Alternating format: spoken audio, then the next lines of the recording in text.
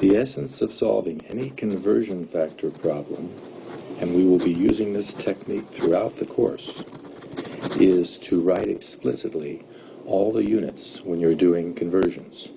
I will not expect you to memorize any of the conversion factors except some of those within the metric system, but you must know such that, so I would give you information such as the fact that there are 454 grams in 1 pound, or that there are 16 ounces in 1 pound. This is an example I'm going to give that's going to require these two conversions, and on a test I would always write those out.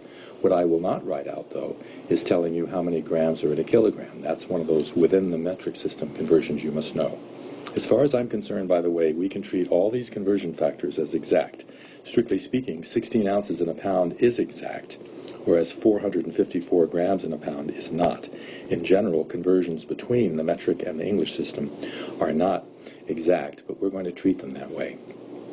So in the first problem here, in problem A, I'm going to give you a question that asks how many ounces are in 3.5 kilograms. I'm doing this because we're going to be using two of these conversion ratios. However, we're also going to be expecting you to know the first one, which is taking the 3.5 kilograms and converting this into how many grams. Why?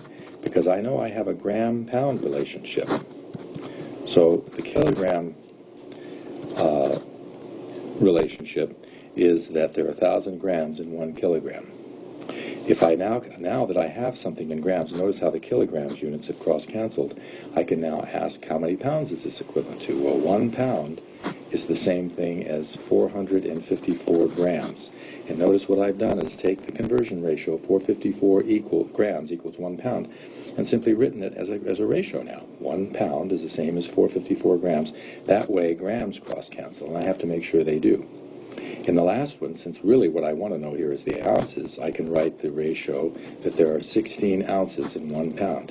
Notice again, I have pounds up top in the last conversion ratio, or the second to the last conversion, so clearly the last ratio here has to have pounds down below, so they cross-cancel, giving me 16 ounces. So the answer comes out as 120 ounces. The calculator says something on the order of 123 point something, but I write 120 because I need a 2 sig fig estimate. So it rounds to 120. Notice here, as far as the arithmetic is concerned, probably the easiest way to do this with a calculator is to take 3.5 times 1,000 times 16 and then divide 454. Remember, everything below the fraction bar is preceded by the divide operator when you're using your calculator.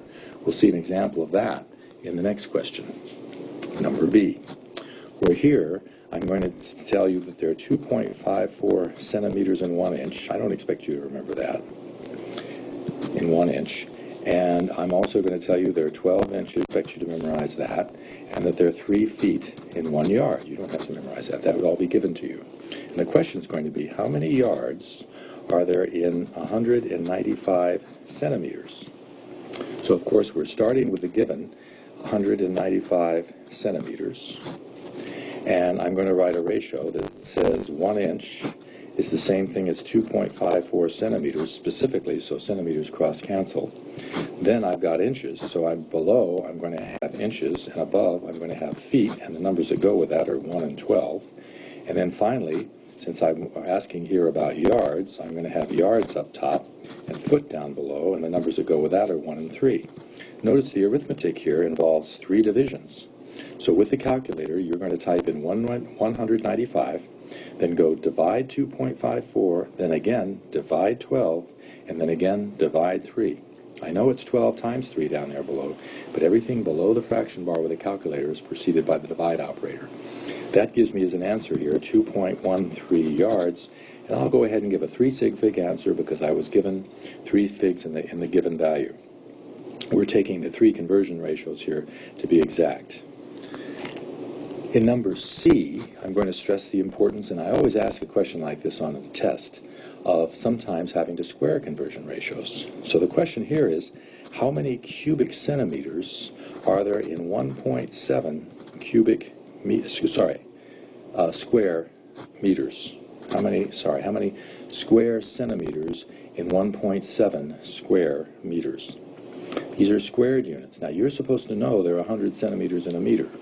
But notice if I give you square meters, and I write the ratio 100 centimeters over 1 meter, that's not going to work properly because square meters don't cancel meter, but I can square the ratio. And now I'm taking 1.7 and multiplying it twice times 100, which arithmetically comes out to 1.74 times 10 to the 4 square centimeters. You could also write that as 17,000 square centimeters if you wanted to use ambiguous zeros. In number D, I'm going to show you that sometimes you have to square several conversion factors. For example, here the question is, how many square inches are there in 1.7 square meters?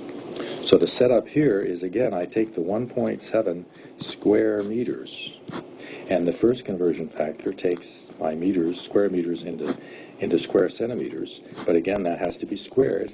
Now I want to convert inches into, square centimeters into square inches, so I have to write 1 inch over 2.54 centimeters, but I have to square that one also.